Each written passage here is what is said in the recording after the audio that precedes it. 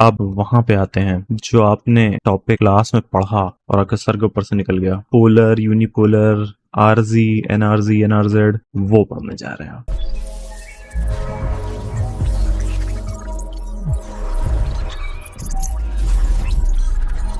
तो नमस्कार दोस्तों, कैसे हैं आप सब। Welcome back to networking. अभी चल रही है फिजिकल लेयर और आज हम फिजिकल लेयर में देखेंगे डिजिटल सिग्नल्स कैसे ट्रांसमिट होते हैं। तो कुर्सी की पेटी बांध लीजिए और लाइक, सब्सक्राइब, शेयर करिए तो चलेगी गाड़ी आगे। इसके पहले क्या देखा था? इसके पहले देखा था कि सिग्नल्स दो तरीके के होते हैं। एनालॉग सिग्नल्स होते हैं, डिजिटल सिग्नल्स होते हैं। एनालॉग सिग्नल्स और डिजिटल सिग्नल्स में कोरोलरीज देखी थी और कुछ कुछ टर्म्स देखी थी जो कि काम आने वाली हैं। तो हमने डिजिटल सिग्नल्स देखे हुए थे कि कैसे डिजिटल सिग्नल्स होते हैं, अपना कुछ ऐसे स्क्वायर वेव्स होती हैं। अब हमें डेटा ट्रांसमिट करना है using these digital signals over the network. उसके लिए एक प्रोसेस होती है जिसको बोलते हैं लाइन कोडिंग। लाइन कोडिंग का मतलब सिर्फ इतना होता है कि जो अपने कंप्यूटर पे जीरोस एंड वंस हैं, इनको हम ऐसे कुछ सिग्नल्स में कन्वर्ट कर दें। इस चीज को लाइन कोडिंग बोलते हैं बस। अच्छा, अभी हमारे पास डेटा में अगर सबसे स्मॉलेस्ट एंटिटी देखी जाए तो हमारे पास दो स्टेट्स होती है डेटा में, 0 या तो 1, है ना। तो सबसे जो एक छोटी एंटिटी, एक सिंगल बिट होती है,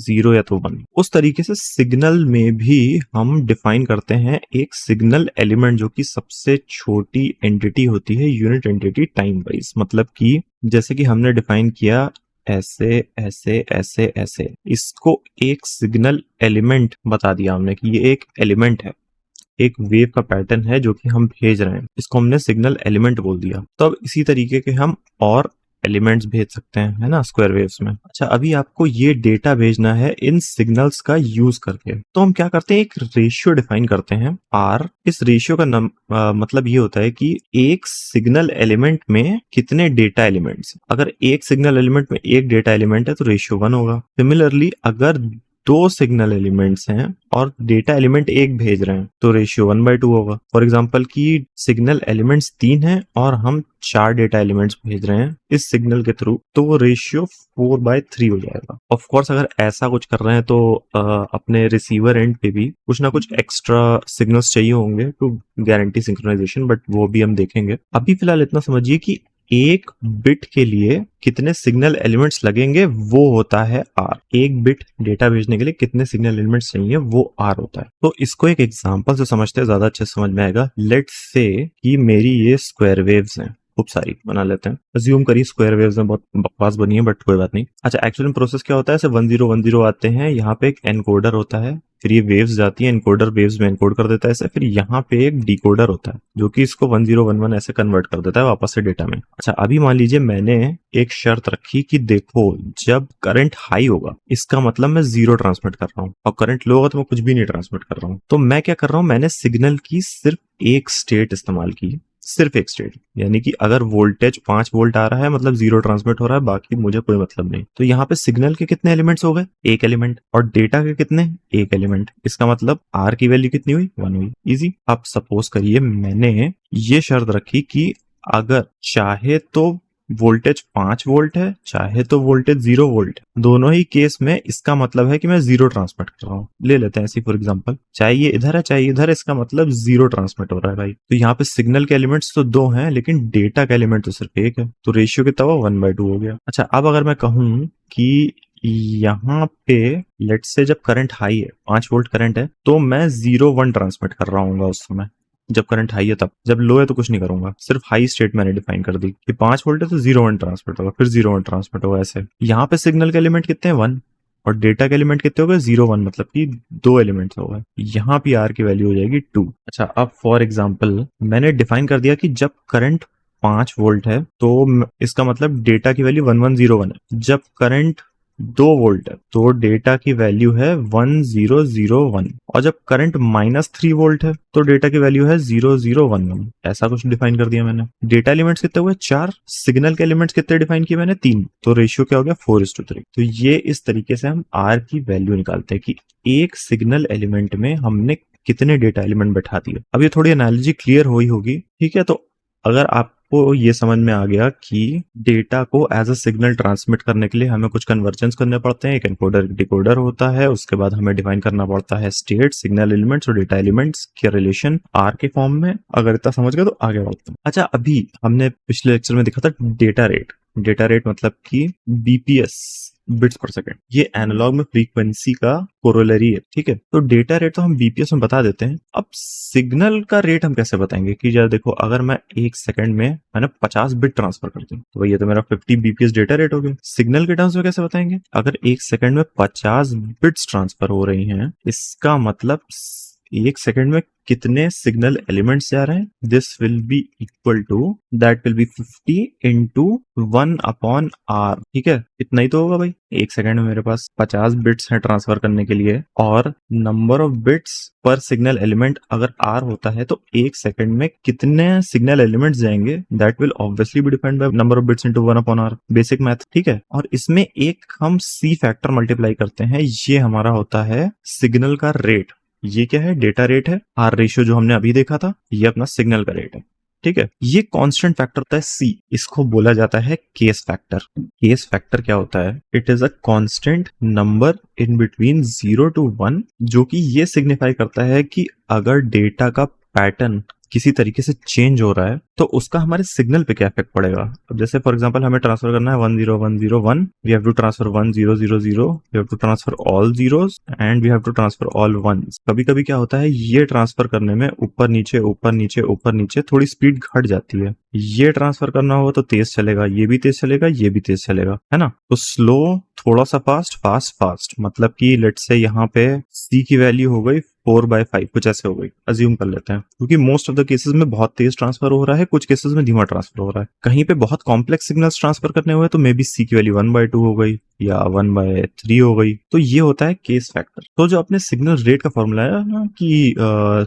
number of bits multiplied by 1/r into c is equal to s, इसका यूनिट होता है बॉड, BAUD। सिग्नल होता है बिट्स पर सेकंड में, उसको बोलते हैं bit rate, and number of signal elements transferred in a second, that is baud, उसको बॉड रेट बोलते हैं। अच्छा, इस चीज पे न्यूमेरिकल कैसे आते हैं ये देखिए, के ऊपर न्यूमेरिकल आएंगे। हमने इसके पहले बैंडविड्थ पढ़ी थी। क्या होती है bandwidth? Maximum data rate minus minimum data rate, BPS में होती है bandwidth. Now if you see here, यहाँ पे अगर आप देखिए तो बैंडविड्थ किसके ऊपर डिपेंड करती है? डेटा के ऊपर तो नहीं करती, क्योंकि ऑब्वियसली डेटा तो हम जितना चाहे जितने समय में ट्रांसमिट करना चाहे कर सकते हैं, बट एक्चुअल लिमिटेशन क्या है? यहाँ पे जो फिजिकल मीडियम है, दिस इज द लिमिटेशन। तो बैंडविड्थ डिपेंड करती है सिग्नल के ऊपर, सिग्नल के ऊपर डिपेंड करती है, मतलब किसके? सिग्नल रेट के ऊपर करेगी बैंडविड्थ डिपेंड। तो if bandwidth is directly proportional to signal rate, तो क्या हम ये कह सकते हैं कि bandwidth is also is equals to constant multiplied by जो भी आपका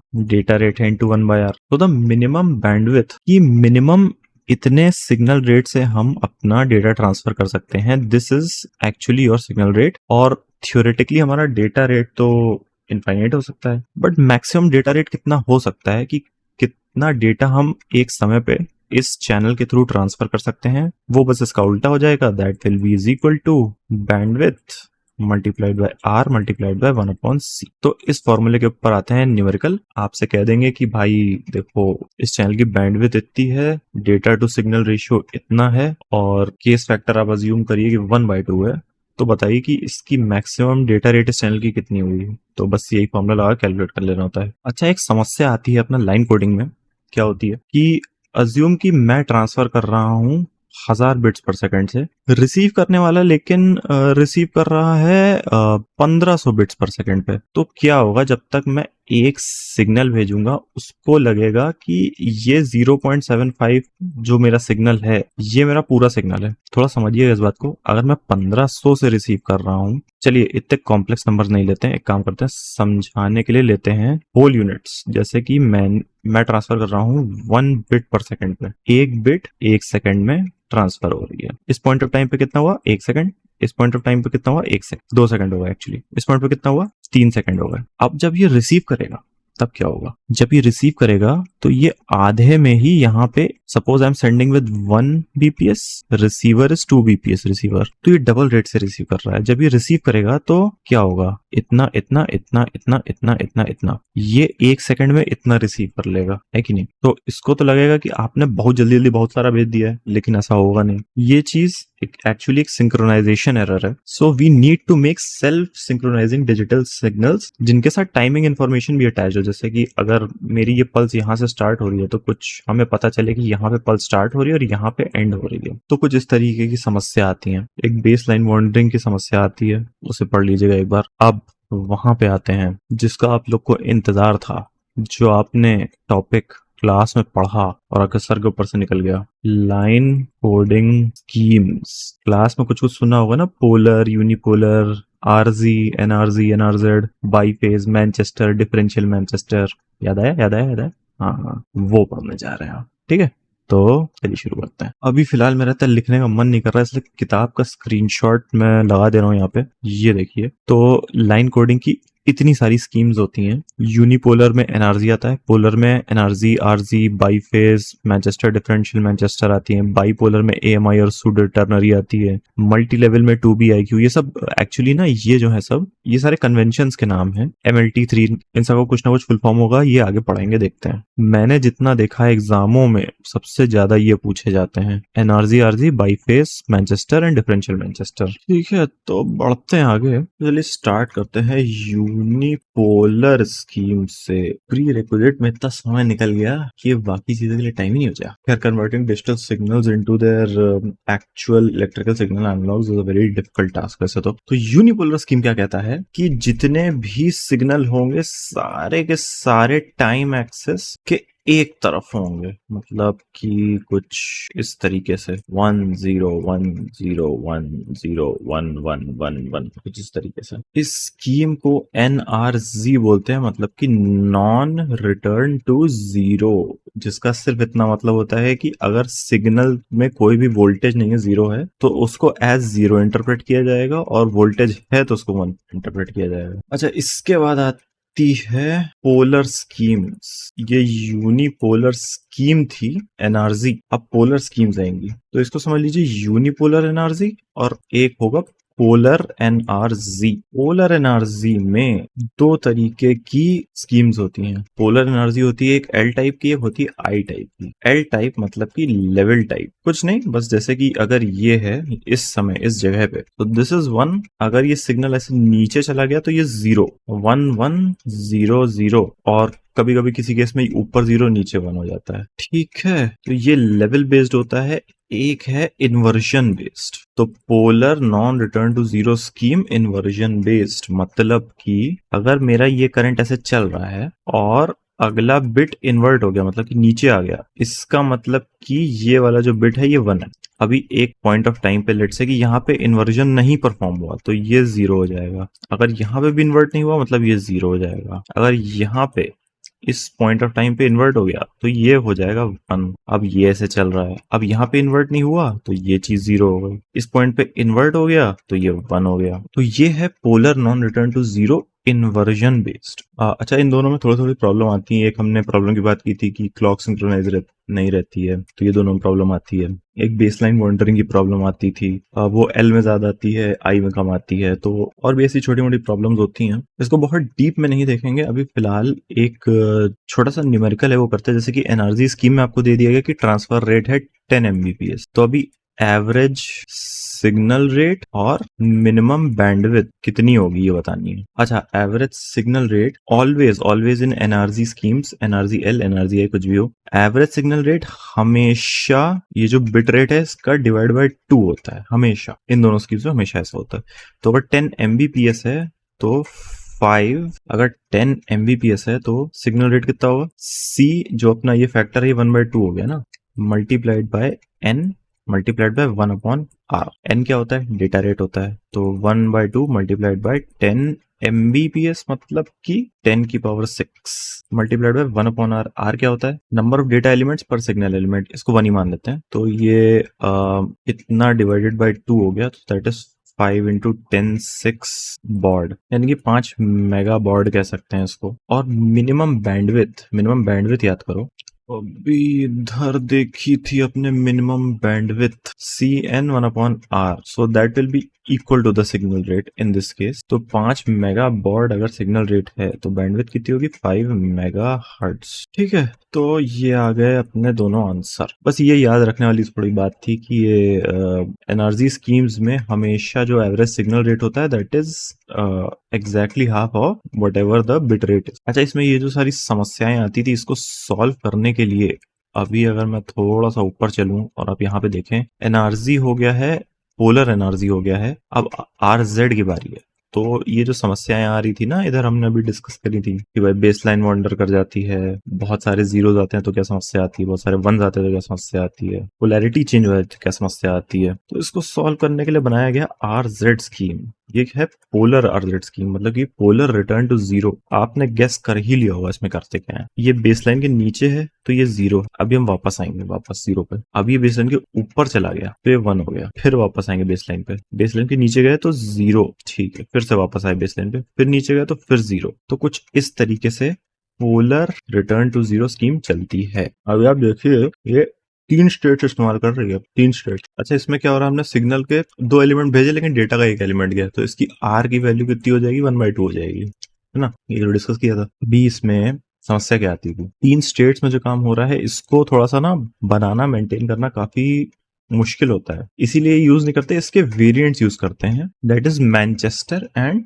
डिफरेंशियल मैनचेस्टर। अच्छा, मैनचेस्टर डिफरेंशियल मैनचेस्टर में उतना ही अंतर है जितना पोलर एनर्जी एल और पोलर एनर्जी इन्वर्जन में। मैं यहाँ पे एम और डीएम लिख देता हूँ। मैनचेस्टर में अगर सिग्नल ऊपर से नीचे जा रहा है तो ये 0 कहलाता है, और नीचे से ऊपर जा रहा है तो ये 1 कहलाता है। अच्छा, अभी मुझे लगातार 2 0 लिखने तो क्या करना पड़ेगा, पहला 0 तो ऑब्वियसली ऊपर से नीचे गया तो ये 0 हो गया, अब ये फिर ऊपर आके तुरंत नीचे मुझे कर देना होगा ताकि ये 0 और ये 0 दोनों जीरोस मुझे पता चल जाए कि ये दोनों जीरोस हैं। तो ये एक सिग्नल है, ये एक सिग्नल है, ये एक सिग्नल है, ये एक सिग्नल। अच्छा भाई, डिफरेंशियल मैनचेस्टर में क्या होता है, अगर तो मेरी पोलैरिटी नहीं बदली इस पॉइंट ऑफ टाइम पे तो ऑब्वियसली 0 है, पोलैरिटी बदल गई मेरी इस पॉइंट ऑफ टाइम पे तो ये 1 हो गया, नहीं बदली पोलैरिटी तो 0 है, पोलैरिटी बदल गई तो 1 हो गया, बस। अच्छा, मैनचेस्टर डिफरेंशियल मैनचेस्टर और polar NRZ L, polar NRZ I में क्या डिफरेंस है, ये देखने वाली बात है। क्योंकि अगर आप नोटिस करें तो पोलर एनर्जी आई में क्या हो रहा था कि जब इन्वर्ट हो रहा था तो हम कह रहे थे कि ये 1 है, नहीं इन्वर्ट होता 0 होगा। Same is with differential Manchester, और मैनचेस्टर तो खैर डिफरेंट है ही, तो डायग्राम से तो खैर पता चल रहा होगा क्या डिफरेंस है। नहीं पता चल रहा तो मैं बताता हूँ, इसमें डिफरेंस, मेन जो डिफरेंस है वो है एनकोडिंग्स का। पोलर एनर्जी आई में जो एनकोडिंग होती, 1 की एनकोडिंग आप देख सकते हैं कि ट्रांजिशन पे डिपेंड करेगी। अगर ट्रांजिशन हो गया, चाहे नीचे से ऊपर हो चाहे ऊपर से नीचे, किसी भी डायरेक्शन में हो, तो ये 1 होगा। मैनचेस्टर में 1 के लिए डिफाइन किया गया है कि अगर मैं लो से हाई जा रहा हूं तभी ये मेरा 1 है, नहीं तो नहीं, नहीं तो 0 है। ऊपर से नीचे आएगा तो 0, नीचे से ऊपर जाएगा तो 1। डिफरेंशियल मैनचेस्टर में 1 की एनकोडिंग क्या है, 1 की एनकोडिंग सिर्फ इतनी है कि एक इन्वर्जन होना चाहिए, लेकिन इसमें इन्वर्जन कब होना चाहिए, एग्जैक्टली जो बिट पीरियड है उसके बीचों बीच में। जैसे ये मेरा बिट पीरियड है तो एग्जैक्टली इसके बीचों बीच में जब ट्रांजिशन होगा, ऊपर से नीचे चाहे नीचे से ऊपर हो, तो ये डिफरेंशियल मैनचेस्टर है। अगर एग्जैक्टली बिट पीरियड के स्टार्ट में, मतलब ऐसे चल रहा है एकदम से ऐसे हो गया, यहाँ पे बिट पीरियड शुरू हो रहा है, तो ये पोलर एनर्जी आई है। ठीक है, एनकोडिंग्स में बहुत सटल डिफरेंसेस हैं इन स्कीम्स में, तो ध्यान रखने वाली बात है। ठीक है, फिलहाल बढ़ते हैं थोड़ा सा आगे, अब आते हैं बाई पोलर स्कीम्स पे। अच्छा, बाइपोलर में भी 2 तरीके की स्कीम्स होती हैं, इतना आई थिंक ये आता नहीं है एग्जामों में। एग्जामों में सिर्फ इतना आता है कि सिग्नल रेट इतना है, डेटा रेट इतना है, एक सिग्नल एलिमेंट में इतने डेटा एलिमेंट हैं, तो बैंडविड्थ निकालो, एवरेज सिग्नल रेट निकालो, ये सब आता है। अब इन स्कीमों को पढ़ के देख के आपको बस ये पता करना है कि इनका सिग्नल रेट, डेटा रेट, ये सब क्या है, और बैंडविड्थ कितनी होगी, क्या होगी, डेटा रेट के अकॉर्डिंग सिग्नल रेट कितना होगा, ये सारी चीजें। जैसे कि आप देख सकते हैं कि मैनचेस्टर और डिफरेंशियल मैनचेस्टर में जो बैंडविड्थ होगी वो पोलर एनर्जी की डबल होगी। देखो, थोड़ा कॉम्प्लेक्स टॉपिक है, अगर कोई सवाल आ रहा है ना तो कमेंट्स बताना, मैं शॉर्ट में रिस्पॉन्ड करूंगा। शॉर्ट मतलब वाईटी शॉर्ट, यूट्यूब शॉर्ट, मजा आएगा भाई। और करते हैं ऐसा। अच्छा, अभी बाइपोलर की बात करते हैं। इसमें एक होता है एएमआई, एक होता है पीटी। एएमआई का फुल फॉर्म होता है ऑल्टरनेट मार्क इन्वर्जन। मतलब कि जो अपना जीरो है वो तो जीरो ही रहता है, लेकिन जो वन है वो ऊपर या नीचे का वोल्टेज होता है। ऊपर या नीचे इफ यू आस्क, तो पहले जैसे ऊपर एक वन आ गया, अभी ये मेरा जीरो है, फिर ये मेरा जीरो है, फिर ये मेरा जीरो है। अभी अगर मुझे अगला वन देना है तो अब मैं नीचे की तरफ वोल्टेज दूंगा, ऐसे। इसीलिए उसको बोलते हैं ऑल्टरनेट मार्क इन्वर्जन। इसमें जो सिग्नल रेट होता है उसका आधा होता है अपना बिट रेट का। Pseudo ternary on the other hand is just the complete opposite of AMI. मतलब कि अगर ये वोल्टेज ऐसे जा रहा है तो ये वन है, ऊपर जाएगा तो ये जीरो हो जाएगा। अगर मुझे सेम बिट पैटर्न को ये करना है तो ये जीरो ऐसे हो गया, वन बेस हो गया, फिर जीरो नीचे, जीरो ऊपर, जीरो नीचे और वन बेस पे। तो ये कुछ इस तरीके से चलेगा सूडो टर्नरी। अच्छा, ये इतनी मेहनत क्यों की जा रही है? इतनी सारी स्कीमें बनाने की जरूरत क्या थी? यूनिपोलर भी चल ही रही थी ना। The problem was having a DC component. DC component से इतनी समस्या क्यों है, जरा ये समझते हैं। डीसी कंपोनेंट होने से एक तो बेसलाइन मॉनिटरिंग होती है, दूसरी चीज पावर बहुत ज्यादा कंज्यूम होती है as compare to alternating current, जो आपने मे बी इलेक्ट्रिकल में पढ़ा हो, इलेक्ट्रिकल इंजीनियरिंग में नहीं पढ़ा तो कोई बात नहीं। और इन जनरल जो बहुत ही ये अपने माइक्रो इलेक्ट्रॉनिक सर्किट्स होते हैं उसमें बहुत सारे कैपेसिटर्स यूज होते हैं, है ना। कैपेसिटर्स डीसी ब्लॉक कर देते हैं। अगर आप एक कैपेसिटर पे डायरेक्ट करंट देंगे तो लिटरली यूजलेस है वो करंट वहां पे, इसलिए थोड़ी समस्याएं आ जाती हैं। अच्छा, यहाँ पे डीसी कंपोनेंट सब चीजों में कैसे आता है? देखो, यूनिपोलर में तो ऑब्वियसली अगर एक बहुत लंबी स्ट्रिंग्स ऑफ वन है तो आप एक देख सकते हैं ना, एक बहुत ही कांस्टेंट वोल्टेज की लाइन जा रही है, ये डीसी कंपोनेंट हो गया। In the polar scheme also, whether it's level whether it's inversion, you will have a DC component. बहुत लंबे समय तक वन आ गया या फिर यहाँ पे बहुत लंबे समय तक जीरो आ गया तो there is a very high chance that you have a DC component here. इसका तो यूज करते नहीं, थोड़ा यूजलेस होता है। मैनचेस्टर डिफरेंशियल मैनचेस्टर में डीसी कंपोनेंट नहीं होता है। इसको इस तरीके से इसीलिए डिजाइन किया गया था कि ये मिड बिट सिग्नल अपना पोलैरिटी फ्लिप कर ले, चाहे कुछ भी वो फ्लिप कर ले बस। एंड ऑब्वियसली बाइपोलर में तो बिल्कुल नहीं होता है, क्योंकि इफ यू सी जीरोज, तो जीरो तो भाई वोल्टेज एमिट ही नहीं कर रहे हैं, तो कोई मतलब समस्या ही नहीं। वन जो कि वोल्टेज एमिट कर रहा था वो एक ऊपर एक नीचे, एक अब एक ऊपर एक नीचे ऐसे होगा तो ये वन वन हो जाएगा। तो एक ऊपर एक नीचे ऐसे चल रहा है, ऑल्टरनेटिव फेज में चल रहा है, तो obviously this will not have any DC component. Same for PT. अच्छा, हमने शुरू में देखा था क्या देखा था, ये देखो मल्टी लेवल। अब यहाँ देखिए मल्टी लेवल की भी स्कीम्स होती हैं। 2B1Q 8B60 4UPAM5, ये सारी मल्टी लेवल ट्रांसमिशन की स्कीम्स होती हैं। इससे एक एक सिग्नल एलिमेंट में बहुत सारे डेटा एलिमेंट्स ट्रांसफर किए जा सकते हैं। That is why these are used. 2B1Q means 2 binary 1 quaternary. इसमें सिग्नल के लेवल 4 होते हैं, लेकिन सिग्नल का एलिमेंट एक ही होता है। मतलब कि एक सिग्नल एलिमेंट के 4 लेवल्स हो सकते हैं। इससे क्या होता है, थोड़ी सी बैंडविड्थ कम हो जाती है, आधी हो जाती है अपनी एनर्जी स्कीम की जितनी होती है उससे आधी हो जाती है, but you can transfer more data. 2B1Q जो था ये डीएसएल लाइंस में यूज होता था। मतलब जो आपकी फोन पहले पुराने जमाने में जो फोन की लाइन जाती थी उससे इंटरनेट चलता था, तो वहां पे 2B1Q की एनकोडिंग यूज की जाती थी टू ट्रांसफर सिग्नल्स, इंटरनेट के signals through telephone wire. 8B1Q similarly, this is 8 binary 6 ternary. इसमें क्या होगा कि